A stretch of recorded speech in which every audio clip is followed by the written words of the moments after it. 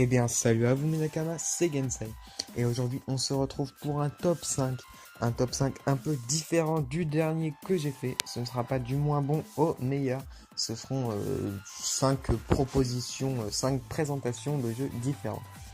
Donc, on va commencer par le jeu One Piece Unlimited Cruise qui est disponible sur Nintendo 3DS ainsi que sur Wii. Donc, c'est un jeu de combat. Donc qui dispose de 4 modes de jeu. Donc le premier mode c'est un mode vague. À l'intérieur de ce mode vague, il y a 2 autres modes. Donc il y a des vagues d'ennemis à battre, donc des sortes de sbires qui n'ont pas beaucoup de vie mais qui arrivent en nombre plutôt conséquent. Et ensuite il y a une vague de boss à battre. Donc c'est des boss qui arrivent un par un ou deux par deux et qui du coup là font beaucoup de dégâts et ont beaucoup de vie. Ensuite on a la possibilité de suivre l'histoire de Marineford. L'histoire de Marineford, c'est l'endroit où il y a eu l'exécution de Ace. Ensuite, pour le dernier mode, c'est un mode histoire, donc qui est propre au jeu, où on suit l'aventure des Mugiwara, qui explorent d'étranges îles, et ils affrontent d'anciens ennemis, donc comme par exemple Ener ou Moria. Donc, le seul point faible que j'ai à ce jeu, c'est qu'il est en 2 parties. Donc si on veut avoir la possibilité de finir le jeu, il faut racheter le deuxième, étant donné qu'il y a One Piece Unlimited Cruise 1 et ensuite One Piece Unlimited Cruise 2. Ensuite, jeu suivant, Dragon Ball Xenoverse. Donc c'est un jeu disponible sur PlayStation, Xbox et PC. C'est encore une fois un jeu de combat qui a un mode solo et un mode en ligne. Et évidemment plusieurs personnages jouables. Donc ensuite on a en plus bien évidemment comme à tout jeu de combat un mode histoire. Pour le jeu suivant c'est One Piece Pirate Warriors sur PS3. C'est encore une fois un jeu One Piece mais qui est totalement différent. Donc différent étant donné qu'il ne suit pas une histoire originale ou uniquement Marineford, il suit toute l'histoire de One Piece. Donc bien évidemment pas jusqu'à maintenant mais jusqu'au moment où le jeu était en développement.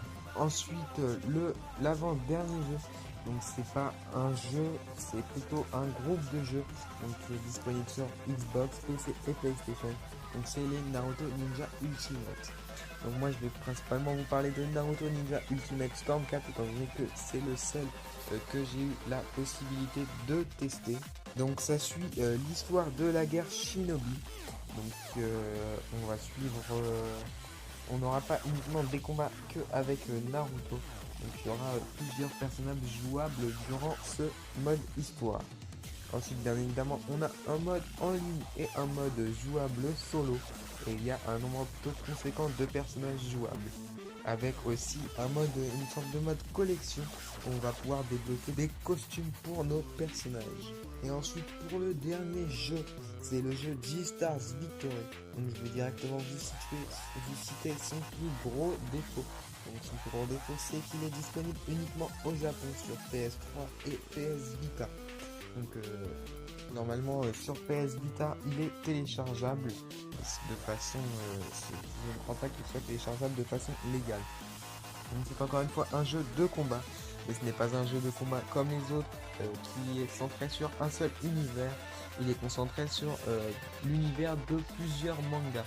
C'est un jeu de combat avec beaucoup de 1v1 et de 2v2. Donc je suis pas sûr qu'il y ait un mode histoire.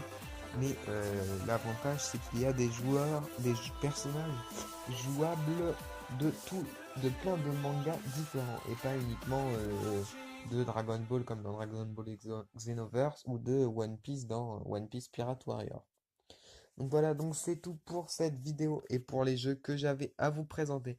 Donc j'espère que cette vidéo vous aura plu et qu'elle vous aura donné envie d'acheter les jeux et d'y jouer. Donc c'est des jeux que je ne peux que vous conseiller étant donné qu'ils ont été faits pour des personnes qui sont fans de manga.